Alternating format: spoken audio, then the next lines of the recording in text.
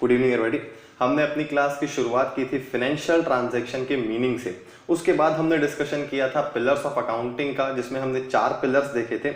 Assets expenses एक group में आ रहे थे, दूसरे ग्रुप में आ रहे थे लायबिलिटीज और इनकम्स, और इन्हीं चारों पिलर्स से रिलेटेड 8 रूल्स हमने देखे थे। असेट्स बढ़ना, असेट्स का कम होना, एक्सपेंसेस का बढ़ना और एक्सपेंसेस का कम होना, ये 4। और वैसे ही दूसरे ग्रुप में लायबिलिटीज का बढ़ना, लायबिलिटीज का कम होना और इनकम्स का बढ़ना और इनकम्स का कम होना। 8 रूल्स हैं, जिसमें से हर ट्रांजैक्शन में 2 रूल्स लगेंगे ही लगेंगे, क्योंकि हर ट्रांजैक्शन के एटलीस्ट 2 इफेक्ट तो होते ही हैं। तो ऐसे केस में हमने दोनों इफेक्ट्स को आइडेंटिफाई करना सीख लिया है। बहुत अच्छे से नहीं सीखा है, लेकिन शुरुआत जरूर कर ली है। अब सिर्फ आइडेंटिफिकेशन मैटर नहीं करता है। हमने 2 इफेक्ट्स जो है वो आइडेंटिफाई तो कर लिए, अब हमें उन दोनों इफेक्ट्स को रिकॉर्ड करते आना चाहिए। और जैसे ही हम एक ट्रांजैक्शन के दोनों इफेक्ट्स बुक्स ऑफ अकाउंट्स में रिकॉर्ड करेंगे, तो हम डेबिट क्रेडिट का मीनिंग भी समझ जाएंगे। डेबिट क्रेडिट के थ्रू ही हम इन दोनों इफेक्ट्स को रिकॉर्ड करते हैं बुक्स ऑफ अकाउंट्स में, लेकिन किस तरह से रिकॉर्ड करते हैं वो फिलहाल तो नहीं समझा है। आज वाली क्लास में इसका डिटेल में डिस्कशन करेंगे। लेकिन एक चीज समझ जाइए आप, जैसे ही हमने अकाउंट्स की शुरुआत की थी और जैसे जैसे हम आगे बढ़ते गए हैं, तो चीजें थोड़ी सी डिफिकल्ट होती चली गई हैं। लेकिन आज वाली क्लास के बाद जो डिस्कशन होगा वो कंपैरेटिवली आपको इजी लगेगा, अगर आज वाली क्लास आपको अच्छे से समझ में आ जाती है। मतलब जितनी भी बातें अभी तक हमने की हैं वो सिर्फ इसीलिए की हैं कि आज वाली क्लास में जो डेबिट क्रेडिट का डिस्कशन होने वाला है वो आपको प्रॉपरली समझ में आ जाए। मतलब ये कि हमको फाइनेंशियल ट्रांजैक्शन का मीनिंग तो समझ में आ गया, अकाउंटिंग के जो 4 पिलर्स हमने डिस्कस किए थे वो भी समझ में आ गए, और एक ट्रांजैक्शन के 2 इफेक्ट्स होते हैं ये बात भी समझ में आ गई। लेकिन हमको डेबिट क्रेडिट समझ में नहीं आ रहा है। अगर ऐसी पोजीशन है तो मैं ये बोल सकता हूं कि जो हमारा अल्टीमेट ऑब्जेक्टिव था वो हमने अचीव नहीं किया, क्योंकि आज वाली क्लास में जो डेबिट क्रेडिट हम सीखने वाले हैं, कहीं ना कहीं पिछली 4 क्लासेस में जो हमने सीखा है उसका अल्टीमेट ऑब्जेक्टिव यही है कि आज वाली क्लास में हमको सारी बातें समझ में आए। धीरे धीरे देखिए चीजें और जो हमारा डिस्कशन है वो टेक्निकल होता गया है। सबसे पहले हमने फाइनेंशियल ट्रांजैक्शन के बारे में समझा तो वो कंपैरेटिवली इजी था। फिर जो डिस्कशन है थोड़ा सा टेक्निकल हो गया जब हमने पिलर्स की बात की। फिर डिस्कशन थोड़ा सा और टेक्निकल हो गया जब हमने 2 इफेक्ट्स की बात की। अब जब हम डेबिट क्रेडिट की बात करेंगे तो थोड़ा सा डिस्कशन और टेक्निकल ही होने वाला है। लेकिन अगर ये डिस्कशन आपको अच्छे से समझ में आ जाता है, आज वाली क्लास की बातें अगर आपको अच्छे से समझ में आ जाती हैं, तो ऐसे केस में आने वाली क्लासेस में जो हम बात करेंगे वो आपको कंपैरेटिवली काफी इजी लगेंगी। आपको ऐसा लगेगा कि जो बातें हमने की पिछली 5 क्लासेस में, उन्हीं कंसेप्ट्स को हम और स्ट्रॉन्ग करते जा रहे हैं। लेकिन ये सारी चीजें तब होंगी जब आज वाली क्लास आपको अच्छे से समझ में आएगी। तो हम शुरुआत करते हैं डेबिट क्रेडिट से। तो सबसे पहले तो मुझे ये बताना चाहिए कि डेबिट क्रेडिट का मीनिंग क्या है। लेकिन हम डेबिट क्रेडिट का मीनिंग नहीं, हम डेबिट क्रेडिट को कैसे यूज करना है ये सीखने वाले हैं। अब आपको लगेगा कि सबसे पहले तो हमें वर्ड्स का मीनिंग ही सीखना चाहिए, तो ऐसे केस में हम डेबिट क्रेडिट को कैसे यूज करते हैं, डायरेक्ट ये क्यों सीख रहे हैं, इनके मीनिंग की बात क्यों नहीं करते। तो देखिए, हमने जब इंग्लिश सीखी तो ऐसे केस में हमने शुरुआत की थी अल्फाबेट से, ABCD से शुरुआत की थी। उसके बाद ग्रामर का नॉलेज लिया हमने और फिर सेंटेंसेस फ्रेम करना सीखा। तब हमने एक शब्द और सीखा, द। लेकिन कभी भी हमने द का मीनिंग जानने की कोशिश नहीं की। हम द को हमेशा सही सही यूज करते हैं। मतलब सेंटेंस जब फ्रेम करते हैं तो द कहाँ यूज होगा कहाँ नहीं होगा ये हमें मालूम है। लेकिन अगर हमसे कोई पूछे कि द का मीनिंग क्या है, तो क्या हम उसका मीनिंग बता सकते हैं क्या? सोच के देखिएगा। अगर आपको इसका आंसर मिले तो मुझे क्लास के बाद मैसेज कीजिएगा कि आपके हिसाब से द का मीनिंग क्या है। लेकिन मैं इतना जरूर बोल सकता हूं कि जिन्होंने ना तो कभी द का मीनिंग समझा है ना समझने की कोशिश की है, फिर भी वो स्टूडेंट्स ऐसे हैं जो द को सही सही यूज कर लेते हैं। तो ऐसे केस में ऐसा हो सकता है, ऐसा पॉसिबल है कि हमें शब्दों का मीनिंग नहीं मालूम है लेकिन हम उन्हें यूज करना जानते हैं। तो वैसे ही अकाउंट्स में भी डेबिट क्रेडिट का मीनिंग आपको पता नहीं चलेगा, लेकिन फिर भी आप इनको यूज करना सीख जाएंगे और इनको यूज ही करते आना चाहिए। मीनिंग देखिए, कुछ होगा तो हम सीखेंगे ना। आप किसी बुक में अगर डेबिट क्रेडिट का मीनिंग पढ़ेंगे भी तो जो हम यूज सीखने वाले हैं उसी को मीनिंग में कन्वर्ट करके आपको बता दिया जाता है। मतलब एक्चुअली डेबिट और क्रेडिट का खुद का कोई मीनिंग नहीं है। डेबिट क्रेडिट को कैसे इस्तेमाल किया जाता है, कहाँ किस चीज को डेबिट बोला जाता है और कहाँ किस चीज को क्रेडिट बोला जाता है, यही हमको समझना है। और जब हम इस चीज को समझ रहे होते हैं तो हम डेबिट और क्रेडिट को कैसे यूज करना है ये सीख रहे होते हैं। डेबिट क्रेडिट का मीनिंग नहीं समझते हैं हम। तो मेरे ख्याल से ये चीजें आपको क्लियर होनी चाहिए कि डेबिट क्रेडिट को अगर आप डिफाइन करने जाएंगे जाएंगे तो शायद आप प्रॉपरली डिफाइन नहीं कर पाएंगे, लेकिन कैसे यूज होंगे अगर आपको ये बात अच्छे से समझ में आ जाती है तो आपका काम हो गया। जिस तरह से पिछले 12-15 सालों से हमें कभी भी द का मीनिंग जानने की जरूरत नहीं पड़ी है, डेबिट क्रेडिट का भी मीनिंग जानने की आपको कभी जरूरत ही नहीं पड़ेगी अगर आपको डेबिट और क्रेडिट का सही सही यूज मालूम है तो। अब देखिए, अब हम वापस वही 8 रूल्स देखते हैं। असेट्स का बढ़ना, असेट्स का कम होना, एक्सपेंसेस का बढ़ना, एक्सपेंसेस का कम होना, इसको हमने बोला था डेबिट ग्रुप। देन उसके बाद लायबिलिटीज का बढ़ना, लायबिलिटीज का कम होना, इनकम्स का बढ़ना, इनकम्स का कम होना,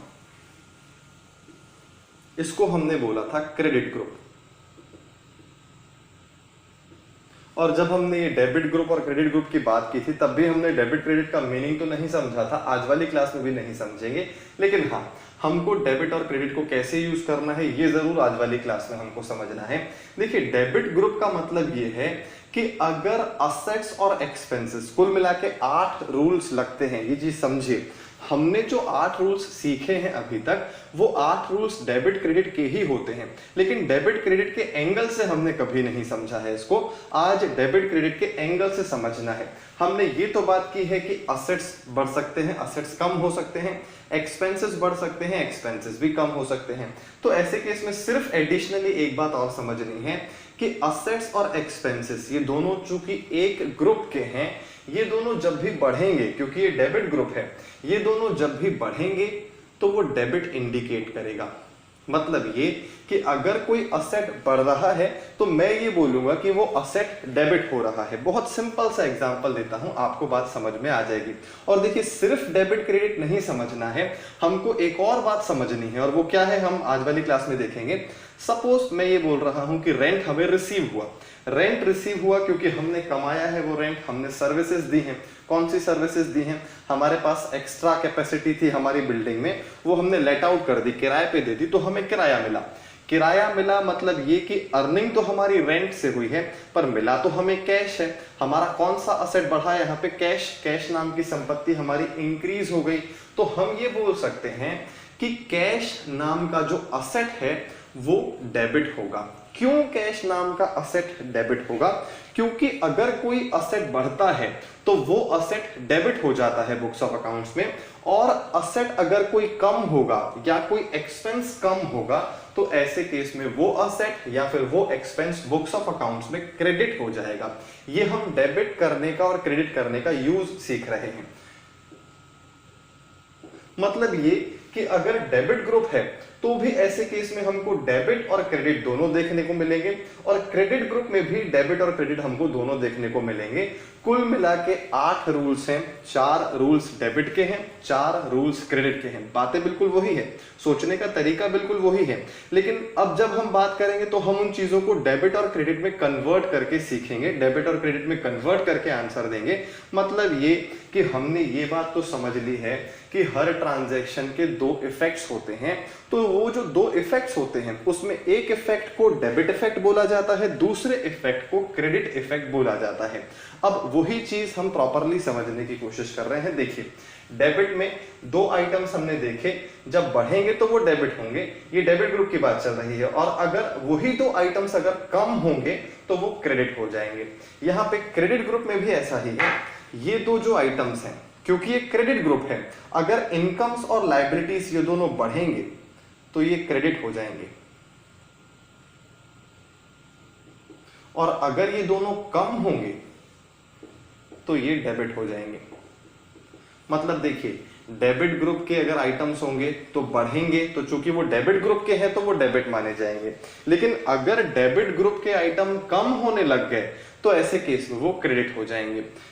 वैसे ही क्रेडिट ग्रुप के अगर आइटम्स, चूंकि वो क्रेडिट ग्रुप के हैं, वो बढ़ेंगे तो वो क्रेडिट इंडिकेट करेंगे, लेकिन क्रेडिट ग्रुप के आइटम अगर कम होने लग जाएंगे तो वो डेबिट हो जाएंगे। तो देखिए, प्लस माइनस जैसा ही है। अब हम एक ट्रांजैक्शन के थ्रू इनको और अच्छे से समझने की कोशिश करते हैं, फिर बहुत सारे एग्जांपल्स लेंगे तो बात आपको समझ में आने लग जाएगी। पहला ट्रांजैक्शन, सपोज लिखा हुआ है बिल्डिंग परचेस्ड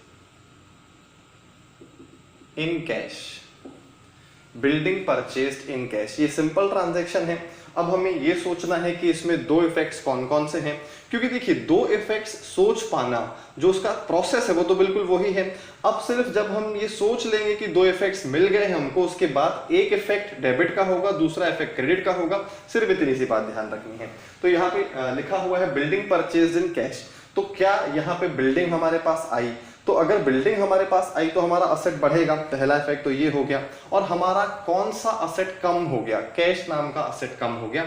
यहाँ पे कोई एक्सपेंस इन्वॉल्व नहीं है, यहाँ पे कोई इनकम इन्वॉल्व नहीं है, सीधा सीधा एक असेट बढ़ रहा है और एक असेट कम हो रहा है। तो ऐसे केस में देखिए डेबिट ग्रुप के ही ये दोनों रूल्स हैं जो लग जाएंगे, एक रूल लगा डेबिट का और एक रूल लगा क्रेडिट का। मैं आपको यही समझाना चाह रहा था। देखिए मैंने बहुत सारी बातें की हैं, जिसमें से एक बहुत इंपॉर्टेंट बात हमने पहले की थी, वो ये कि अगर डेबिट ग्रुप के दोनों रूल्स लग रहे हैं तो एक आइटम बढ़ रहा होगा और एक कम हो रहा होगा, क्योंकि हर ट्रांजैक्शन के दो इफेक्ट होते हैं और दो इफेक्ट जो होते हैं उसमें एक इफेक्ट डेबिट होना चाहिए और एक इफेक्ट क्रेडिट होना चाहिए। और अगर ऐसे केस में अगर ये दोनों रूल्स लग जाएंगे तो दोनों डेबिट डेबिट हो जाएंगे, तो फिर ऐसे केस में ये सिचुएशन पॉसिबल ही नहीं है। तो यहाँ पे हम डेबिट क्रेडिट में इस ट्रांजैक्शन को कन्वर्ट करके देखते हैं। सबसे पहले तो हमारा असेट बढ़ा, दूसरा असेट हमारा कम हो गया। अब मुझे ये मालूम है कि यहाँ पे एक असेट बढ़ा है, एक असेट कम हो गया है, लेकिन इतने से काम नहीं होगा। अब हमें बहुत स्पेसिफिकली बताना पड़ेगा कि बढ़ा तो कौन सा असेट बढ़ा और कम हुआ तो कौन सा असेट कम हुआ। तो क्या हम ये बोल सकते हैं क्या कि बिल्डिंग नाम का असेट जो है वो बढ़ गया है? बिल्कुल हम ये बोल सकते हैं, बिल्डिंग नाम का असेट बढ़ गया और कैश नाम का जो असेट है वो कम हो गया है। अब एक रूल डेबिट का लग रहा है, एक रूल क्रेडिट का लग रहा है। जब भी कोई असेट बढ़ता है तो वो असेट डेबिट हो जाता है। मतलब मैं ये बोल सकता हूं कि इस ट्रांजैक्शन में बिल्डिंग डेबिट हो जाएगी, बहुत इंपॉर्टेंट है। और कैश जो है, कैश क्रेडिट हो जाएगा। क्यों बिल्डिंग डेबिट हो जाएगी? क्योंकि असेट जब भी बढ़ता है तो वो असेट डेबिट हो जाता है बुक्स में, और जब भी कोई असेट कम होता है तो वो बुक्स में क्रेडिट हो जाता है। सिंपल फंडा है। तो बिल्डिंग नाम का असेट अगर बढ़ा है तो असेट बढ़ने का रूल है डेबिट और असेट के कम होने का रूल है क्रेडिट। तो ऐसे केस में जो असेट बढ़ेगा तो हम उसको डेबिट करेंगे, जो असेट कम होगा तो वो बुक्स में क्रेडिट हो जाएगा। मेरे ख्याल से एग्जांपल आपको समझ में आ रहा होगा। आज हमको सिर्फ यही करना है कि जो डिस्कशन हमने दो क्लासेस में किया है, हमने दो इफेक्ट्स ढूंढ तो लिए, लेकिन हमको उन्हें डेबिट क्रेडिट में कन्वर्ट करके यहां लिखना है। और डेबिट क्रेडिट में कन्वर्ट करना सीख जाएंगे, मतलब जो हमारा पहला चैप्टर है जर्नल एंट्री, वो हमको समझ में आने लग जाएगा। फिर सिर्फ एक फॉर्मेलिटी रह जाएगी कि जर्नल एंट्रीज को फॉर्मेट में कैसे लिखते हैं। और फॉर्मेट सीखना इट्स नॉट डिफिकल्ट, क्योंकि हम क्लास 11th में हैं। किसी भी चीज का फॉर्मेट सीखना, उसे याद रखना बहुत इजी है। हमको लॉजिक समझने में ही प्रॉब्लम होती है ज्यादा। और बहुत सारे स्टूडेंट्स ऐसे हैं, देखिए हम जो सीख रहे हैं, मैं एक बात आपको खास बताता हूं, जब भी आप बुक से पढ़ते हैं तो आपको ट्रेडिशनल अप्रोच सिखाई जाती है। ट्रेडिशनल अप्रोच जो पहले चला करती थी, पुरानी अप्रोच में बोल सकता हूं, वो सिखाई जाती है डेबिट क्रेडिट को समझाने के लिए। हम हमारी क्लास में जो ये 8 रूल्स देख रहे हैं, इसको बोला जाता है मॉडर्न अप्रोच। आप मॉडर्न अप्रोच से कभी भी गूगल पे सर्च करेंगे तो आपको इस तरह से रूल्स दिख जाएंगे। हम मॉडर्न अप्रोच से इसीलिए चल रहे हैं क्योंकि कंपैरेटिवली मॉडर्न अप्रोच से चीजों को समझना ज्यादा इजी है। लेकिन अगर आप ट्रेडिशनल अप्रोच फॉलो करेंगे तो आपको कुछ ट्रांजैक्शंस इजीली समझ में आएंगे। आपको पहले लगेगा कि यार ज्यादा अच्छी तो ट्रेडिशनल अप्रोच है, हमको वो फॉलो करनी चाहिए, जिसमें 3 अलग अलग रूल्स दिखाए जाते हैं, समझाए जाते हैं। हम तो 8 रूल्स देख रहे हैं, 4 पेयर्स हैं जिसमें से 8 रूल्स निकल के आते हैं, वहां पे 3 पेयर्स हैं जिसमें 6 रूल्स निकल के आते हैं। लेकिन हम उस ट्रेडिशनल अप्रोच को छोड़ के मॉडर्न अप्रोच का डिस्कशन कर रहे हैं, क्योंकि देखिए मैं ऐसी चीज समझाना चाहता हूं जो आप लाइफ लॉन्ग कैरी कर सकें। और ट्रेडिशनल अप्रोच में होता यह है कि कई बार हमको कई ट्रांजैक्शंस में डाउट आता है कि ये ट्रेडिशनल अप्रोच के हिसाब से फिट नहीं बैठ रहा है, डेबिट क्रेडिट में हम कंफ्यूज होने लग जाते हैं।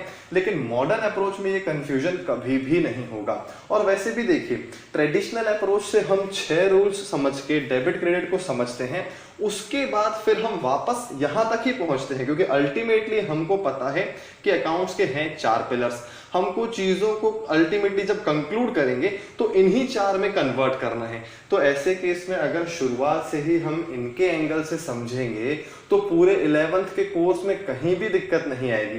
ये जो बातें आज वाली क्लास में हम कर रहे हैं ये हो सकता है लास्ट डे पे भी हमको करनी पड़े, क्योंकि हर चीज का जो लॉजिक है वो इन्हीं से कनेक्टेड है। हमको अब धीरे धीरे अपने कॉन्सेप्ट्स को स्ट्रॉन्ग करना है। तो देखिए मॉडर्न अप्रोच में 8 रूल्स और 8 रूल्स को कैसे अप्लाई करना है वो हम सीख रहे हैं। हमने ट्रांजैक्शंस में 2 इफेक्ट्स आइडेंटिफाई करना तो वैसे भी सीख लिया था, लेकिन अब स्पेसिफिकली बात करनी है कि कौन सा आइटम डेबिट होगा और कौन सा आइटम क्रेडिट होगा। तो मेरे ख्याल से ये पहला ट्रांजैक्शन आपको समझ में आ गया होगा, और ये सिंपल ट्रांजैक्शन लिया हमने ताकि डेबिट क्या है और क्रेडिट क्या है हम ये समझ पाए। एक ही ट्रांजैक्शन में डेबिट क्रेडिट के एंगल से हम 2 इफेक्ट्स ढूंढ पाए। तो ये सिंपल ट्रांजैक्शन कंप्लीट हो गया। इस डिस्कशन को नोट कर लीजिए, उसके बाद हम और धीरे धीरे ट्रांजैक्शंस का लेवल बढ़ाएंगे। अब देखिए ट्रांजैक्शंस जो मैं लूंगा यहाँ पे आपको सारे लगेंगे कि हमने पहले ही देखे हुए हैं, लेकिन वहां पे हमने केवल 2 इफेक्ट्स ढूंढे थे। अब डेबिट क्रेडिट के एंगल से ट्रांजैक्शंस को समझना है, तो इस एंगल से देखेंगे तो ट्रांजैक्शंस तो वैसे ही होंगे, लेकिन हमको स्पेसिफिकली डेबिट क्या हो रहा है और क्रेडिट क्या हो रहा है वो बताना है। अब देखिए सपोज सेकेंड ट्रांजैक्शन लिखा हुआ है rent received in cash. Rent received in cash. 8 rules जो हैं वो मैं फिर से यहां पे लिख देता हूं। असेट का बढ़ना मतलब डेबिट, असेट का कम होना मतलब क्रेडिट। वैसे ही एक्सपेंसेस का बढ़ना मतलब डेबिट, एक्सपेंसेस का कम होना मतलब क्रेडिट। 4 रूल्स हो गए, डेबिट के 2 और क्रेडिट के 2। फिर लायबिलिटीज का बढ़ना क्रेडिट, क्योंकि क्रेडिट ग्रुप शुरू हो गया और क्रेडिट ग्रुप में अगर कोई आइटम बढ़ेगा तो वो क्रेडिट माना जाएगा। लायबिलिटी का बढ़ना क्रेडिट, लायबिलिटी का कम होना डेबिट। देन इनकम का बढ़ना क्रेडिट, इनकम का कम होना डेबिट। ये 8 रूल्स हैं। इन्हीं 8 रूल्स में हमको यहाँ पे 2 लगाने हैं। Rent received in cash. सबसे पहली बात, अगर हमें रेंट मिल रहा है तो क्या हमने कमाया है वो रेंट? बिल्कुल हमने कमाया है। ये पैसा हमें किसी को भी रिटर्न करना नहीं पड़ेगा, मतलब कि कोई फाइनेंशियल ऑब्लिगेशन नहीं है, कोई लायबिलिटी नहीं है। और ऐसे केस में हमको जो रेंट मिल रहा है वो हमारी इनकम है, लेकिन जिस फॉर्म में मिल रहा है, जिस मोड में मिल रहा है, मोड ऑफ पेमेंट जो है वो कैश है, तो हमारा कैश नाम का असेट जो है वो इंक्रीज हो जाएगा। अब सोच के देखते हैं। सबसे पहले देखिए सिस्टमैटिकली चलते हैं। सबसे पहले ट्रांजैक्शन हमको समझ में आ गया। इसमें जो 2 इफेक्ट्स इन्वॉल्व हैं उसमें पहला इफेक्ट है रेंट हमारी इनकम है, इनकम बढ़ रही है। देन कैश नाम का असेट जो है वो असेट भी बढ़ रहा है। तो कुल मिला के रेंट नाम की इनकम बढ़ी, कैश नाम का असेट भी बढ़ा। और ये बात मैंने आपको पहले भी बताई थी कि अगर दोनों अलग अलग ग्रुप के हैं, ये पहला ग्रुप है, ये दूसरा ग्रुप है, 2 अगर रूल्स लग रहे हैं, दोनों अलग अलग ग्रुप के हैं, तो ऐसे केस में दोनों सेम डायरेक्शन में मूव करेंगे। यहां पे असेट भी बढ़ रहा है, इनकम भी बढ़ रही है। अब अगर असेट भी बढ़ रहा है, इनकम भी बढ़ रही है, तो मतलब कि एक डेबिट का इफेक्ट, एक डेबिट का रूल लगेगा और क्रेडिट का रूल लगेगा एक। तो ऐसे केस में असेट का बढ़ना मतलब क्या? डेबिट होना। अब हमें ये देखना है कि रेंट असेट है कि कैश असेट है। बहुत सारे स्टूडेंट्स तो यहीं पे कंफ्यूज हो जाते हैं, उनको यही समझ में नहीं आता कि रेंट हमारे लिए असेट है कि कैश हमारे लिए असेट है। तो देखिए हमने जो कमाया वो रेंट है, मतलब रेंट हमारी कमाई है, इनकम है, लेकिन जिस फॉर्म में हमें अमाउंट मिला वो कैश है, वो असेट है। तो ऐसे केस में असेट हमारे लिए कैश है। असेट का बढ़ना मतलब हमारा कैश बैलेंस का बढ़ना, और अगर कैश बैलेंस बढ़ रहा है तो मतलब वो डेबिट हो रहा है। तो अब मैं सिर्फ कैश का बढ़ना शो नहीं करूंगा, मुझे यहाँ पे बोलना पड़ेगा कैश डेबिट हो रहा है।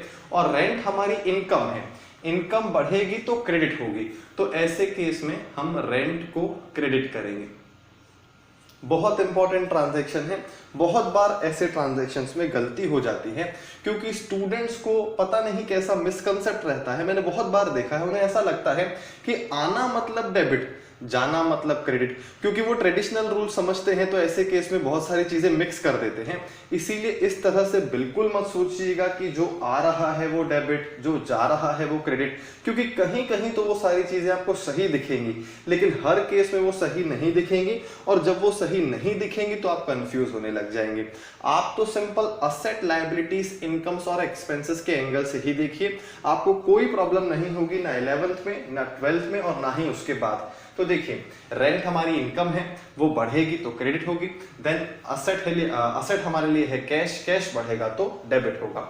ये हो गया हमारा सेकेंड ट्रांजैक्शन कंप्लीट। अब थर्ड ट्रांजैक्शन की बात करते हैं। थर्ड ट्रांजैक्शन में सपोज लिखा हुआ है salary paid in cash. Simple transactions है, पहले सिंपल ट्रांजैक्शंस में डेबिट क्रेडिट समझ जाए, उसके बाद कॉम्प्लिकेटेड ट्रांजैक्शंस भी देखेंगे। फिलहाल सारे ट्रांजैक्शंस जो है वो कंप्लीट ट्रांजैक्शंस हैं, इनकम्प्लीट ट्रांजैक्शंस नहीं है। लेकिन इनकम्प्लीट ट्रांजैक्शंस में भी बहुत ज्यादा दिक्कत नहीं आएगी, क्योंकि रूल्स तो हमारे पास 8 ही हैं, इन्हीं 8 रूल्स में से कोई 2 वहां पे भी लगाने होंगे। यहाँ पे लिखा हुआ है सैलरी पेड इन कैश। पहली बात ये समझना है कि पैसा आया या गया। पैसा आया नहीं है, यहाँ पे पैसा गया है। पैसा गया है, आउटफ्लो है, तो ऐसे केस में या तो असेट होगा या तो एक्सपेंस होगा।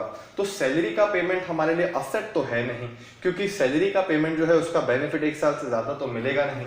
तो ऐसे केस में सैलरी हमारे लिए एक्सपेंस है और ये एक्सपेंस बढ़ रहा है।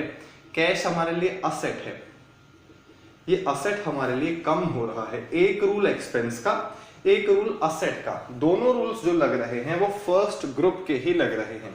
तो ऐसे केस में दोनों सेम डायरेक्शन में जा ही नहीं सकते हैं, क्योंकि देखिए, क्यों मैं ऐसा बोलता हूं हमेशा कि अगर दोनों एक ही ग्रुप के हैं तो वो सेम डायरेक्शन में कभी नहीं जा सकते, क्योंकि असेट भी बढ़ेगा तो वो डेबिट होगा, और उसके साथ साथ अगर एक्सपेंस भी बढ़ेगा तो वो भी डेबिट हो जाएगा, और एक ट्रांजैक्शन में दोनों डेबिट्स कभी नहीं हो सकते हैं।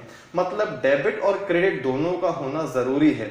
डेबिट अगर आपने ढूंढ लिया है तो क्रेडिट पे फोकस कीजिए, क्रेडिट पहले मिल गया है तो डेबिट पे फोकस कीजिए, और क्रॉस चेक भी कीजिए। ऐसा ना हो कि जो आप सोच रहे हो उससे दोनों आइटम्स डेबिट हो जाए, या फिर जो आप सोच रहे हो उससे दोनों आइटम्स क्रेडिट हो जाए। अगर ऐसा है तो फिर आपने सोचा ही गलत होगा।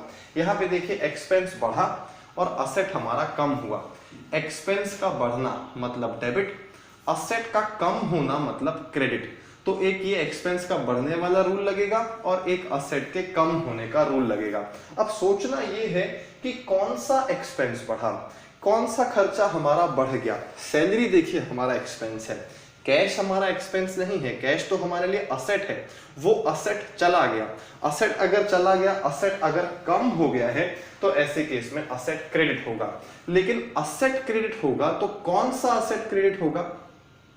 कैश क्रेडिट होगा, सैलरी डेबिट, क्योंकि सैलरी हमारे लिए एक्सपेंस है और सैलरी नाम का एक्सपेंस बढ़ रहा है इसीलिए डेबिट। कैश नाम का असेट जो है वो कम हो रहा है इसीलिए क्रेडिट। तो हर ट्रांजैक्शन में डेबिट क्रेडिट हमको इसी तरह से ढूंढना है। गलतियां बहुत होती हैं स्टूडेंट से इनिशियली, और होनी भी चाहिए। जब तक हमको डेबिट क्रेडिट की सारी बातें अच्छे से समझ में आए तब तक गलतियां तो पॉसिबल ही हैं। गलतियां मैं बताता हूं किस तरह की करते हैं। पहली गलती तो यही कर देते हैं कि कैश को खर्चा मान लेते हैं और कैश को क्रेडिट करने कैश को डेबिट करने लग जाते हैं। कैश को एक्सपेंस ट्रीट करके एक्सपेंस बढ़ने वाला रूल लगा देते हैं और कैश को डेबिट करने लग जाते हैं। गलत। कैश जब भी बढ़ेगा तब वो डेबिट होगा, कैश जब भी कम होगा तब वो क्रेडिट होगा, क्योंकि वो असेट है। कैश का बढ़ना मतलब ये है कि इंक्रीज ऑफ असेट, कैश का कम होना मतलब डिक्रीज ऑफ असेट। तो ऐसे केस में डेबिट क्रेडिट तो बहुत क्लियर होना चाहिए कैश के एंगल से। बचा दूसरा सैलरी। सैलरी को हम एक्सपेंस कई बार मानते तो हैं, वो तो ठीक है, लेकिन हमको लगता है कि जब सैलरी का पेमेंट हमने कर दिया तो ऐसे केस में सैलरी खर्चा हमारा खत्म हो गया। जबकि ये बात मैंने पहले भी बताई थी, इस पॉइंट को मैंने पहले भी एड्रेस किया था कि जैसे जैसे आप एम्प्लॉयज को सैलरी पे करते जा रहे हो आपका एक्सपेंस बढ़ता जा रहा है। हम कभी भी इस तरह से नहीं बोल सकते कि देखो सैलरी हमको देनी थी, हमने सैलरी का पेमेंट कर दिया, अब खर्चा खत्म। खर्चा खत्म नहीं हुआ, कैश चला गया, कैश खत्म हो गया, एक्सपेंस तो बढ़ गया, खर्चा तो बढ़ गया।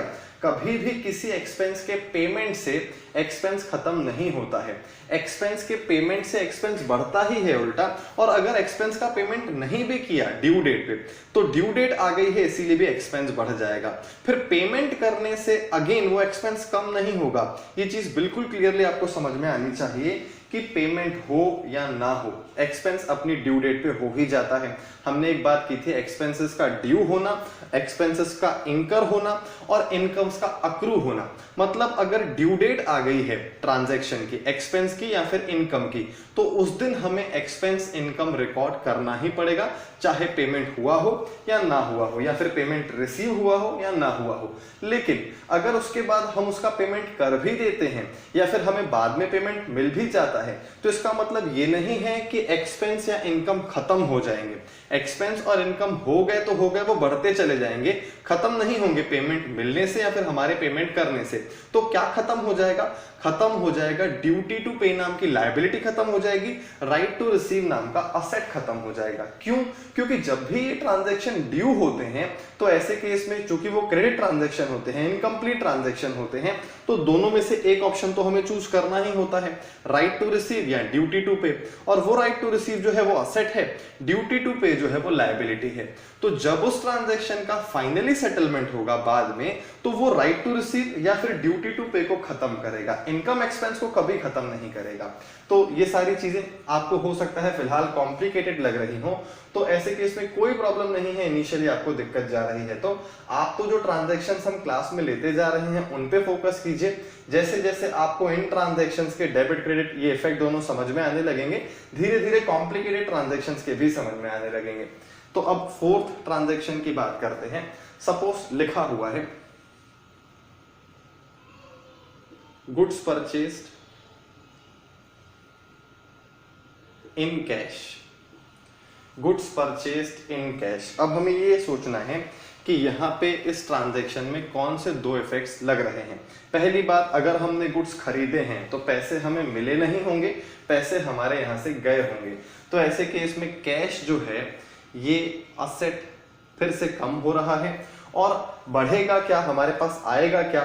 क्या गुड्स का खरीदना असेट इंक्रीज होना है क्या? The answer is no. ये बात मैंने आपको पहले बताई थी, गुड्स का खरीदना हमारे लिए एक्सपेंस है, क्योंकि गुड्स मतलब वो जिसमें हम डील करते हैं, जिसको हम रेगुलर बेसिस पे बेचते हैं। तो ऐसे केस में जब भी हम गुड्स खरीदते हैं तो उनको सालों साल चलाने के लिए नहीं खरीदते हैं, जल्द से जल्द बेचने के लिए खरीदते हैं, ताकि हमारे पास पैसा आए और उस पैसे से हम फिर से गुड्स खरीदें और फिर से उन गुड्स को बेच सकें।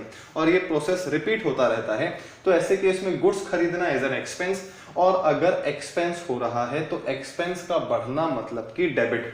लेकिन यहाँ पे कौन सा एक्सपेंस बढ़ा? क्या गुड्स हमारे लिए एक्सपेंस है क्या? तो देखिए, जब भी हम गुड्स परचेज करते हैं, आई रिपीट, जब भी हम गुड्स परचेज करते हैं तो जो एक्सपेंस होता है हम उसे गुड्स नाम का खर्चा नहीं बोलते हैं, हम उसे परचेज नाम का खर्चा बोलते हैं। तो ये एक्सपेंस है परचेज। और असेट कौन सा कम हुआ हमारा? कैश। कैश नाम का असेट कम हो गया, गुड्स नाम का एक्सपेंस बढ़ गया, पर गुड्स नाम के एक्सपेंस को परचेज नाम से जाना जाता है अकाउंट्स में, परचेज हो जाएगा डेबिट।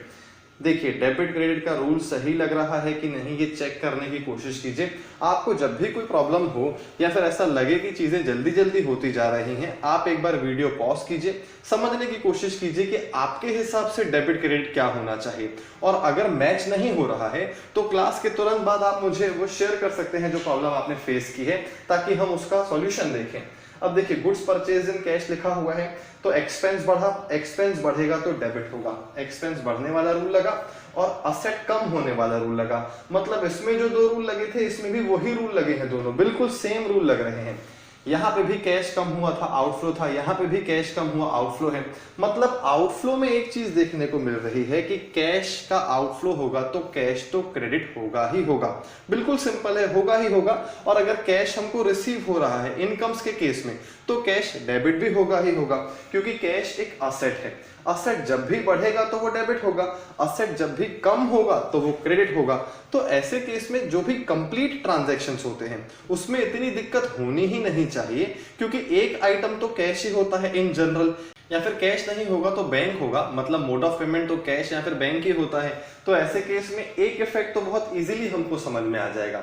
अगर पैसे आए हैं कैश के फॉर्म में तो कैश बैलेंस बढ़ जाएगा, तो कैश को डेबिट कर देंगे। अगर पैसे गए हैं कैश में तो कैश बैलेंस हमारा कम हो जाएगा, तो कैश को क्रेडिट कर देंगे क्योंकि असेट है। वैसे ही बिल्कुल इसी तरह से बैंक भी है। अगर हमारा बैंक बैलेंस बढ़ रहा है, मतलब हमें जो पैसे मिले हैं वो कैश में नहीं मिले हैं, वो बैंक के थ्रू मिले हैं, तो ऐसे केस में बैंक बैलेंस हमारा बढ़ जाएगा, तो बैंक नाम का असेट जो है वो डेबिट हो जाएगा। और अगर हमने पेमेंट किया है किसी को चेक से तो हमारा बैंक बैलेंस जो है वो कम हो जाएगा। तो अगेन वो एक असेट है, अगर वो कम हो जाएगा तो उसे क्रेडिट कर देंगे। तो देखा जाए तो ज्यादा मेहनत जो है वो हमें दूसरे इफेक्ट पे करनी पड़ रही है। कंप्लीट ट्रांजैक्शंस के केस में एक इफेक्ट तो बहुत इजीली हमको समझ में आ जाता है, पर हमारी कोशिश यही है कि हमको दोनों इफेक्ट्स बहुत आसानी से समझ में आ जाए ताकि हमारा इस कंसेप्ट पे होल्ड अच्छा बना रहे। खैर चलिए, ये तीन ट्रांजैक्शंस हमारे हो गए। पहला हमने एक देख लिया था, 3 और देख लिए, 4 टोटल हो गए। अब आगे के ट्रांजैक्शंस की बात करते हैं। पहले आप इसको नोट कर लीजिए। अब सपोज 5th ट्रांजैक्शन लिखा हुआ है, building sold and amount received through check.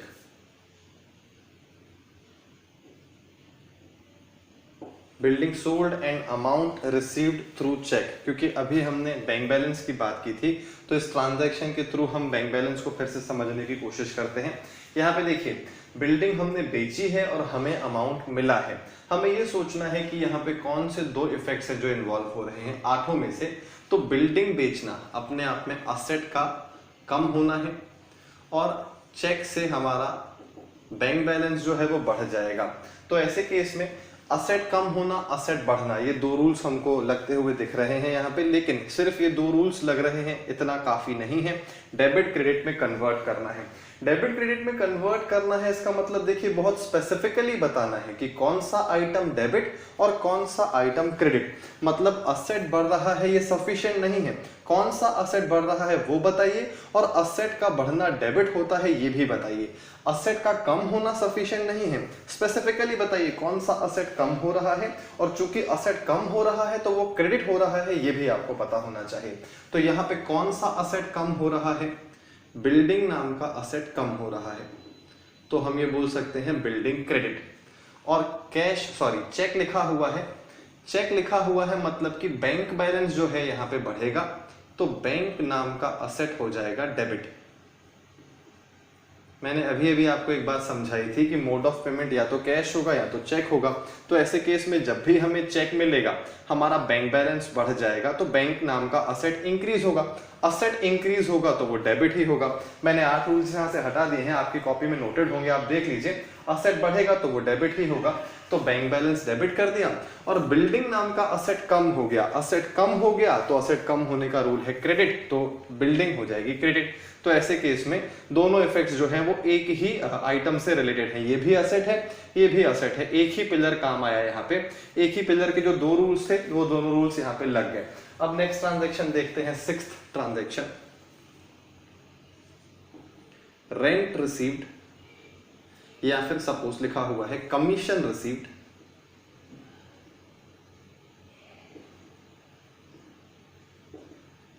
In cash. Commission received in cash. अब बहुत सारे स्टूडेंट्स को हो सकता है कमीशन का मीनिंग ना मालूम हो। जब भी कोई एजेंसी सर्विसेज हम देते हैं, एजेंसी सर्विसेज का मतलब होता है एजेंट बनना। एजेंट बनना मींस किसी की इस तरह से मदद करना, किसी को इस तरह की सर्विसेज देना। सपोज किसी को कोई चीज परचेस करनी है पर वो ढूंढ नहीं पा रहा है, या फिर उसे लग रहा है कि अगर वो खुद परचेस करने जाएगा तो उसके ज्यादा पैसे लग जाएंगे, तो वो एजेंट के थ्रू कोई चीज परचेस करता है। जनरली प्रॉपर्टीज में आपने देखा होगा कि हम डायरेक्टली बायर और सेलर जो होते हैं वो आपस में कम्युनिकेट नहीं करते हैं, बीच में एजेंट जरूर होता है, क्योंकि एजेंट के पास डेटा होता है। उसे मालूम होता है कि कौन से ऐसे डीलर्स हैं जो प्रॉपर्टी बेचना चाहते हैं और कौन से ऐसे लोग हैं जो प्रॉपर्टी खरीदना चाहते हैं। तो वो इंटरमीडिएरी का काम करता है और उन दोनों को लिंक करवाने की कोशिश करता है। फिर वो दोनों से कमीशन चार्ज करता है। जिसकी हेल्प वो करता है प्रॉपर्टी खरीदने के लिए, उससे वो कमीशन लेता है, परचेस कमीशन बोलते हैं उसको। और जिसकी हेल्प वो करता है प्रॉपर्टी बिकवाने में, उससे वो सेल्स कमीशन चार्ज करता है। तो ऐसे केस में यहाँ पे कमीशन रिसीव्ड इन कैश क्यों बोला गया है, मतलब हम यहाँ पे एजेंट होंगे, हमारा काम होगा एजेंसी सर्विसेज देना। क्योंकि देखिए बिजनेस सिर्फ गुड्स बेचने का हो ऐसा जरूरी नहीं है, सर्विसेज का भी हो सकता है, और एजेंसी सर्विसेज भी तो सर्विसेज ही है। तो ऐसे केस में हमारा बिजनेस ही है एजेंसी सर्विसेज देना, और हमको कमीशन रिसीव हुई है। अब ये सेल्स कमीशन है कि परचेज कमीशन है हमें नहीं मालूम है, मतलब हमने किसी की हेल्प की है, हमने किसी को सर्विस दी है गुड्स खरीदने में या फिर गुड्स बेचने में, या फिर प्रॉपर्टी खरीदने में या फिर प्रॉपर्टी बेचने में।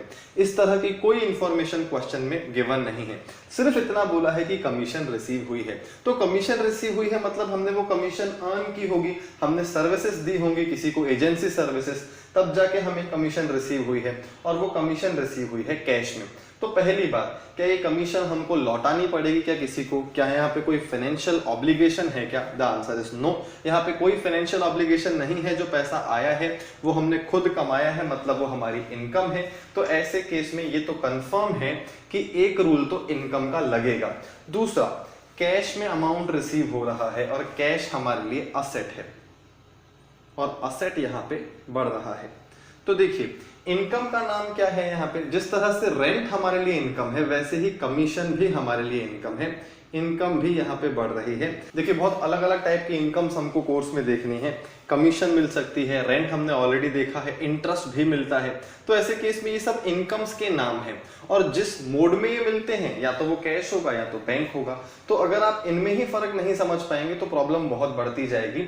सैलरी का पेमेंट करना, तो एक्सपेंस का नाम सैलरी है, लेकिन मोड ऑफ पेमेंट कैश भी हो सकता है और बैंक भी हो सकता है।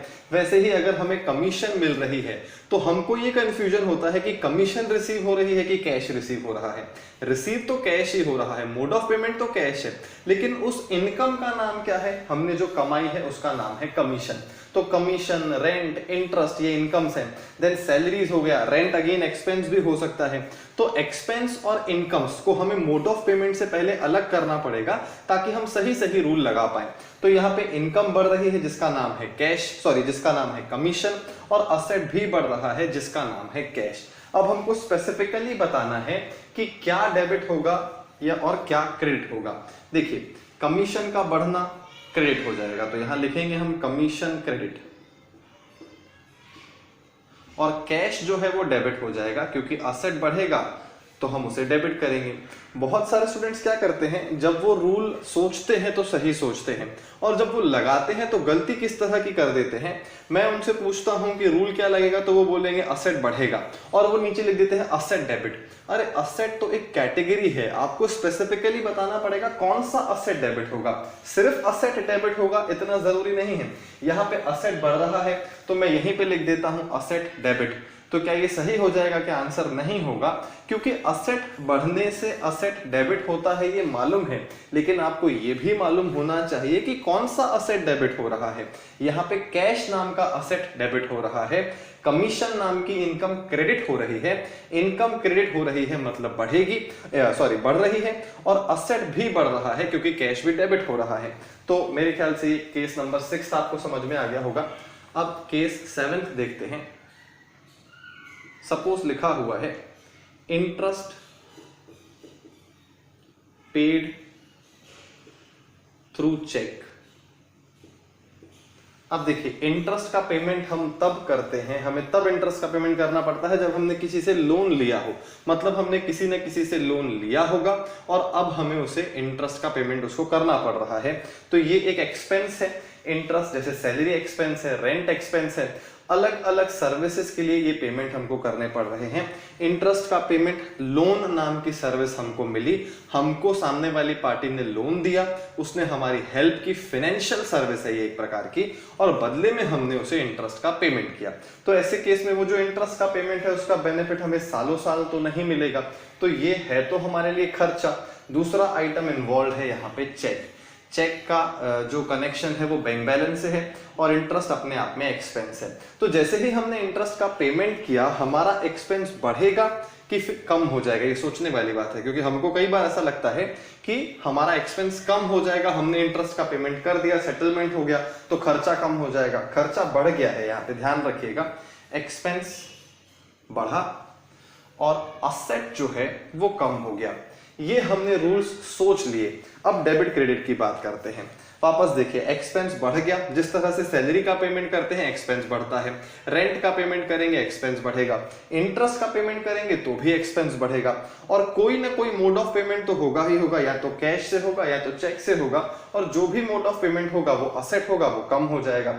अब हमें स्पेसिफिकली बताना है, देखिए एक्सपेंस का बढ़ना मतलब डेबिट, लेकिन मैं ये नहीं बोल सकता एक्सपेंस को डेबिट करना है और असेट को क्रेडिट करना है, क्योंकि एक्सपेंस में उसका नाम क्या है एक्सपेंस का, क्योंकि एक्सपेंस तो कैटेगरी है, हमारे पास 4 कैटेगरीज हैं, उन कैटेगरीज के नाम नहीं लिखने हैं, उन कैटेगरीज में वो आइटम कौन सा है उसका नाम लिखना है। मतलब ये कि अगर आप यहाँ पे लिख दोगे एक्सपेंस डेबिट तो आपका आंसर गलत हो जाएगा, अगर आप यहाँ लिख दोगे असेट क्रेडिट तो भी गलत हो जाएगा, जबकि आपने रूल बिल्कुल सही लगाया है। लेकिन रूल सिर्फ सोच पाना जरूरी नहीं है, डेबिट क्रेडिट में कन्वर्ट करते आना चाहिए, और डेबिट क्रेडिट में कन्वर्ट करने का मतलब ये है कि आपको कैटेगरी नहीं, आपको उस आइटम का, उस एक्सपेंस का, उस असेट का, या फिर उस इनकम या लायबिलिटी का आपको नाम स्पेसिफिकली बताना पड़ेगा। तो इंटरेस्ट एक एक्सपेंस है, एक्सपेंस बढ़ा तो डेबिट होगा, और उस एक्सपेंस का नाम है इंटरेस्ट, तो यहां लिखेंगे इंटरेस्ट डेबिट। चेक का कनेक्शन बैंक से है, बैंक बैलेंस हमारा कम हो जाएगा तो बैंक हो जाएगा credit. Interest debit, bank credit, ये दोनों एक ही ग्रुप के आइटम हैं। यहाँ पे देखिए दोनों अलग अलग ग्रुप के थे, दोनों बढ़ रहे थे, यहाँ पे दोनों एक ही ग्रुप के हैं, दोनों ऑपोजिट डायरेक्शन में मूव कर रहे हैं। एक्सपेंस बढ़ रहा है तो असेट कम हो रहा है। ये हो गए 7 ट्रांजैक्शंस। अब 8th ट्रांजैक्शन की बात करते हैं। लिखा हुआ है suppose furniture purchased and payment done through check।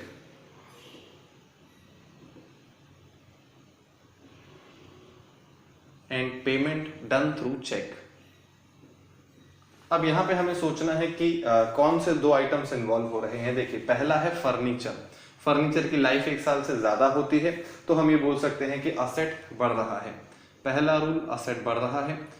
दूसरा, अगेन चेक इन्वॉल्व है, कनेक्शन बैंक से है, यहाँ पे असेट कम हो रहा है। असेट बढ़ रहा है, असेट कम हो रहा है।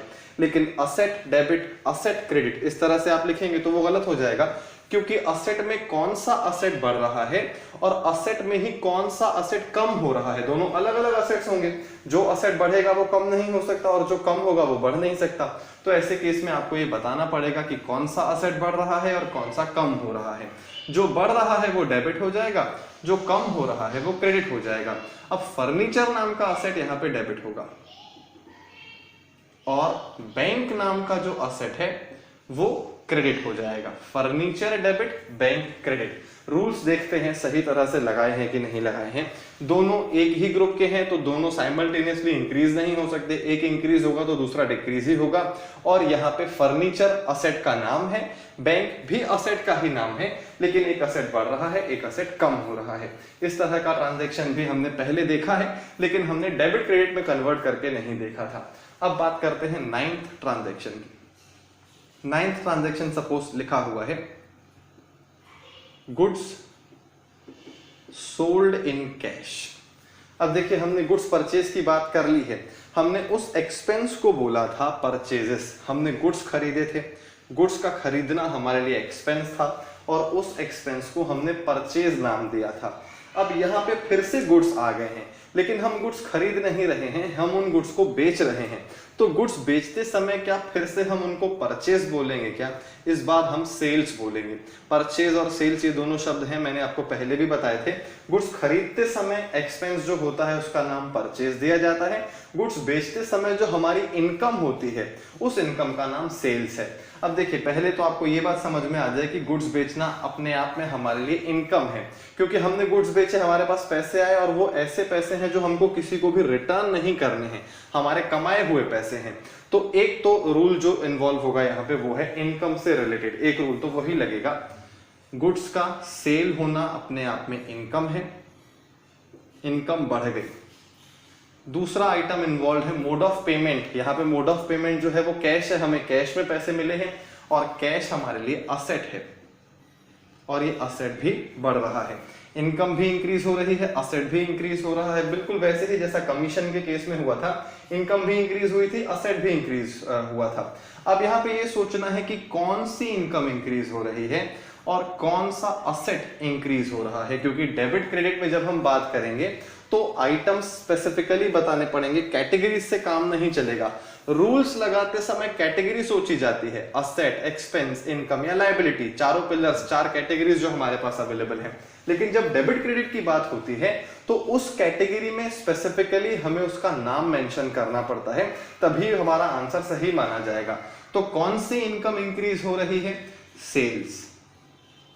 गुड्स का खरीदना, परचेज नाम का एक्सपेंस, गुड्स का बेचना, सेल्स नाम की इनकम। याद रखिएगा गुड्स से रिलेटेड ही हैं दोनों, लेकिन दोनों ऑपोजिट हैं। गुड्स खरीदना मतलब खर्चा, गुड्स का बेचना मतलब कमाई। तो ऐसे केस में सेल्स नाम की इनकम बढ़ गई और इनकम बढ़ेगी तो क्रेडिट करेंगे, तो सेल्स क्रेडिट हो जाएगा, कैश जो है डेबिट हो जाएगा, क्योंकि जो असेट बढ़ रहा है वो कैश है। Cash debit, sales credit. और देखिए दोनों ऑपोजिट ग्रुप्स के हैं, अलग अलग ग्रुप्स के हैं, तो इसलिए दोनों का जो डायरेक्शन है वो सेम है। इनकम भी इंक्रीज हो रही है, असेट भी इंक्रीज हो रहा है। ये 9 ट्रांजैक्शंस हमने देख लिए। अब 10th ट्रांजैक्शन की बात करते हैं, और 10th ट्रांजैक्शन अभी तक का आज का सबसे ट्रिकी ट्रांजैक्शन होगा। है तो बहुत सिंपल, लेकिन चूंकि हमने कभी इस तरह का ट्रांजैक्शन देखा नहीं है तो पहली बार में थोड़ी दिक्कत होती है। लिखा हुआ है suppose cash deposited in bank, cash deposited in bank. अब आपको लगेगा ये ट्रांजैक्शन कैसे हुआ? हमने अपने ही अकाउंट पे पैसा जमा करवाया, यहाँ पे कोई सेकंड पार्टी है ही नहीं, कोई इन्वॉल्व ही नहीं है। एक ट्रांजैक्शन में एटलीस्ट 2 पार्टीज होनी चाहिए, हम उनके लिए कुछ करेंगे और वो हमारे लिए कुछ करेंगे, तभी तो जाके ट्रांजैक्शन जो है वो कंप्लीट होता है। तो ऐसे केस में यहाँ पे जब 2 पार्टीज हैं ही नहीं तो ये ट्रांजैक्शन कैसे हुआ? अपनी ही जेब से पैसे निकाल के हमने अपने ही बैंक अकाउंट में डाल दिए, तो हमारा बैंक बैलेंस बढ़ गया। ये फाइनेंशियल ट्रांजैक्शन कहाँ हुआ? तो देखिए कैश जब हम बैंक में जमा करवा रहे हैं तो 2 पार्टीज इन्वॉल्व हैं, एक हम हैं और एक बैंक है। बैंक एक सेपरेट पार्टी है, आपको ये हमेशा ध्यान रखना है। तो बैंक में जैसे ही हम पैसे जमा करवाएंगे तो राइट टू रिसीव इंक्रीज हो जाएगा। पहले हमारे बैंक में जो पैसे जमा थे उतने बैंक से निकालने का राइट था, अब जैसे ही बैंक में हम और पैसे जमा करवाएंगे तो ये राइट और इंक्रीज हो जाएगा। तो कुल मिला के बैंक बैलेंस हमारा इंक्रीज हो रहा है और कैश बैलेंस हमारा कम हो रहा है, और ट्रांजैक्शन 2 पार्टीज के बीच में हो रहा है। जैसे हम अपनी किसी पार्टी को पेमेंट करते हैं, सप्लायर को पेमेंट करते हैं, वैसे बैंक को भी पेमेंट करते हैं। तो आप बिल्कुल मत सोचिएगा अपने अकाउंट में खुद ही पैसे जमा करवा रहे हैं तो ऐसे केस में कोई पार्टी इन्वॉल्व नहीं है। बैंक के साथ कोई भी लेन देन होगा वो फाइनेंशियल ट्रांजैक्शन माना ही जाएगा, क्योंकि बैंक भी एक सेपरेट एंटिटी है। हमारा बिजनेस अपने आप में एक सेपरेट एंटिटी है, बैंक अपने आप में एक सेपरेट एंटिटी है, और उन दोनों के बीच में ट्रांजैक्शन हो रहा है। भले हमको ऐसा दिखता है कि हम अपने ही अकाउंट में पैसे जमा करवा रहे हैं, लेकिन दे तो एक पार्टी को ही रहे हैं, तो राइट टू रिसीव हमारा इंक्रीज हो रहा है। तो ऐसे केस में देखिए रूल्स लगाना यहाँ पे आसान है, लेकिन कई बार कंफ्यूजन सिर्फ इसी पॉइंट पे होता है कि ये फाइनेंशियल ट्रांजैक्शन है कि नहीं। तो बिल्कुल ये फाइनेंशियल ट्रांजैक्शन है। यहाँ पे कैश नाम का एक असेट इन्वॉल्व है और बैंक बैलेंस नाम का दूसरा असेट भी इन्वॉल्व है। अब हमें सोचना ये है कि कैश बैलेंस बढ़ेगा या कम होगा और बैंक बैलेंस बढ़ेगा या कम होगा, क्योंकि यहाँ पे कोई खर्चा नहीं हुआ है। जब हम बैंक में पैसे डलवाते हैं तो वो पैसे हमारे ही रहने वाले हैं सालों साल। तो ऐसे केस में एक्सपेंस तो कुछ भी नहीं है, इनकम भी नहीं है, दोनों असेट के ही रूल्स लग रहे हैं। यहाँ पे कैश नाम का असेट डिक्रीज होगा और बैंक नाम का असेट जो है वो इंक्रीज हो जाएगा। असेट का कम होना, असेट का बढ़ना, ये रूल्स तो हमने देख लिए।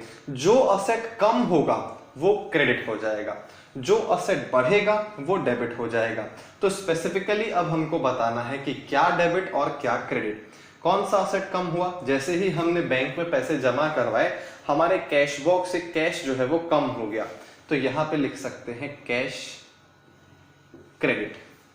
देन बैंक नाम का जो असेट है, बैंक बैलेंस बढ़ जाएगा तो बैंक नाम का असेट इंक्रीज हो जाएगा, उसको हम कर देंगे डेबिट। तो कैश क्रेडिट हो जाएगा, बैंक डेबिट हो जाएगा। कुल मिला के हमने देखिए 10 ट्रांजैक्शंस डिस्कस किए हैं आज वाली क्लास में। स्टेप बाय स्टेप हमने समझने की कोशिश की कि जब भी हमारे सामने कोई ट्रांजैक्शन लिखा होगा तो हम सबसे पहली कोशिश ये करेंगे कि उस ट्रांजैक्शन में इन्वॉल्व होने वाले 2 इफेक्ट्स ढूंढेंगे। और वो दो इफेक्ट्स जो जिस कैटेगरी के होंगे पहले हम उसको समझेंगे, फिर ये देखेंगे कि उस कैटेगरी के हिसाब से इंक्रीज डिक्रीज वाला फंडा हम सही लगा रहे हैं कि नहीं। मतलब ये कि असेट बढ़ रहा है, असेट कम हो रहा है, ये कैटेगरीज का आइडेंटिफिकेशन, फिर इंक्रीज डिक्रीज की बात, और फिर लगाएंगे हम डेबिट क्रेडिट वाला रूल, ताकि हमको सारी चीजें सिस्टमेटिकली समझ में आ जाए। हर ट्रांजैक्शन में हमने ऐसे ही किया है, असेट कम हुआ, असेट बढ़ा, उसके बाद बात हुई डेबिट क्रेडिट की। और जब डेबिट क्रेडिट की बात होती है तो असेट स्पेसिफिकली बताना पड़ेगा, इनकम का नाम स्पेसिफिकली बताना पड़ेगा। एक्सपेंस और लायबिलिटीज के केस में भी ऐसा ही है। लायबिलिटीज जनरली हमको आज वाली क्लास में नहीं दिखी, क्योंकि मैंने आपको बताया था कि लायबिलिटीज तब होंगी जब इनकम्प्लीट ट्रांजैक्शन होगा। आज हमने केवल कंप्लीट ट्रांजैक्शन ही देखे हैं। अब देखिए, यहाँ पे भी इनकम और असेट पहले कैटेगरी आइडेंटिफाई की हमने, यहाँ पे भी एक्सपेंस और असेट पहले कैटेगरी आइडेंटिफाई की, इंक्रीज डिक्रीज का पता कर लिया। लेकिन जब डेबिट क्रेडिट की बात आई तो स्पेसिफिकली हमने बताया कि खर्चा कौन सा बढ़ा, असेट कौन सा कम हुआ। यहाँ पे भी कौन सा असेट बढ़ा, कौन सा असेट कम हुआ स्पेसिफिकली बताया। हर ट्रांजैक्शन में जो प्रोसेस है वो बिल्कुल सेम है। पहले ये पता लगाओ कि इनकम इन्वॉल्व है, असेट इन्वॉल्व है, एक्सपेंस की लायबिलिटी, उसके बाद ये देखो कि क्या बढ़ रहा है, क्या कम हो रहा है, उसके बाद डेबिट क्रेडिट पे आ जाओ। लेकिन जब डेबिट क्रेडिट पे आओगे तो बहुत स्पेसिफिकली बात करनी पड़ेगी। सिर्फ ये नहीं बोल सकते हो कि इनकम क्रेडिट हो जाएगी, कौन सी इनकम क्रेडिट होगी ये बताना पड़ेगा। सिर्फ ये नहीं बोल सकते हैं कि असेट डेबिट हो जाएगा, कौन सा असेट डेबिट होगा ये भी बताना पड़ेगा। मतलब देखिए, असेट, एक्सपेंसेस, इनकम्स और लायबिलिटीज, ये चार कैटेगरीज हैं। इन चारों कैटेगरीज में बहुत सारे नाम आ सकते हैं। एक्सपेंसेस भी बहुत सारे होते हैं, असेट्स भी बहुत सारे होते हैं, इनकम्स भी बहुत अलग अलग होती हैं, लायबिलिटीज भी बहुत सारी होती हैं। तो ऐसे केस में जब हम रूल्स सोचते हैं तो एक कैटेगरी हमारे दिमाग में आनी चाहिए। लेकिन जब फाइनली हम आउटपुट देंगे, हमारा फाइनल आउटपुट है ये debit credit, building credit, bank debit, ये हमारा फाइनल आउटपुट है। ये जो असेट इंक्रीज और डिक्रीज ये हमारे दिमाग में चल रहा है, ये प्रोसेसिंग हो रही है। तो जब हम प्रोसेसिंग कर रहे हैं किसी ट्रांजैक्शन की तो हमें कैटेगरी समझ में आनी चाहिए। लेकिन जब हम फाइनली आउटपुट देंगे तो हमें स्पेसिफिकली बताना पड़ेगा कि कौन सा असेट, कौन सा एक्सपेंस, कौन सी इनकम और कौन सी लायबिलिटी। मेरे ख्याल से ये 10 ट्रांजैक्शंस जो हैं वो आज के लिए सफिशिएंट है ये बात समझाने के लिए कि डेबिट क्रेडिट को हमें कैसे आइडेंटिफाई करके लिखना होता है। हमने ऑल तो देखिए अभी फॉर्मेट की बात नहीं की है, प्रेजेंटेशन की बात नहीं की है, क्योंकि वो सारी चीजें सेकेंडरी हैं। जो सबसे इंपॉर्टेंट है वो है लॉजिक समझ में आ जाए। अगर एक बार डेबिट क्रेडिट का लॉजिक समझ में आ जाएगा तो बाकी सारी चीजें आपको एक ही क्लास में समझ में आएंगी। खैर चलिए, ये 10 ट्रांजैक्शंस आप नोट कर लीजिए, फिर आज की क्लास को कंक्लूड करते हैं। अब देखिए, जैसा कि मैंने आज वाली क्लास की स्टार्टिंग में आपको बोला था, जितना डिस्कशन भी अभी तक हमारा हुआ है पिछले 4 क्लासेस में और आज वाली क्लास में, उसका बेसिक ऑब्जेक्टिव यही था कि आज वाली क्लास का डेबिट क्रेडिट आपको समझ में आ जाए। डेबिट क्रेडिट को रिकॉर्ड कैसे करना है प्रॉपर फॉर्मेट बना के, वो तो हमने फिलहाल नहीं समझा है, लेकिन डेबिट क्रेडिट को आइडेंटिफाई करते आना चाहिए। और अगर यहाँ तक के डिस्कशन में कोई प्रॉब्लम है तो आप अपनी प्रॉब्लम शेयर कर सकते हैं, उसका सॉल्यूशन मैं आपको दे दूंगा। और कल वाली क्लास से आपको पता है कि अलग तरीके से क्लासेस लगेंगे, आपको एक सेपरेट ऐप डाउनलोड करना है, उसमें हम फिर आगे की कहानी को कंटिन्यू करेंगे। लेकिन अब आने वाली क्लासेस में आपको इतनी ज्यादा दिक्कत नहीं होगी। सिंपल सा फंडा है, डेबिट क्रेडिट अगर हमको आइडेंटिफाई करते आ जाता है तो ऐसे केस में अब उसकी रिकॉर्डिंग बाकी है। बस ये है कि ट्रांजैक्शंस का लेवल थोड़ा सा हाई होता जाएगा। तो ट्रांजैक्शंस का लेवल भले हाई होगा लेकिन लॉजिक चेंज नहीं होगा। तो यहां तक का जो लॉजिक हमने सीख लिया है, जो लॉजिक हमने डेवलप कर लिया है, वो हमारे आने वाली क्लासेस में काम आएगा। और ऐसे केस में प्रॉब्लम बढ़ेगी नहीं, अब आपको चीजें इजी लगने लग जाएंगी, क्योंकि अब हमको यहां तक का नॉलेज प्रॉपरली अप्लाई करना है ट्रांजैक्शंस पे। हमने जितने भी ट्रांजैक्शंस अभी तक देखे हैं, बहुत लिमिटेड ट्रांजैक्शंस ही देखे हैं, बहुत हाई लेवल के ट्रांजैक्शंस की बात ही नहीं की है।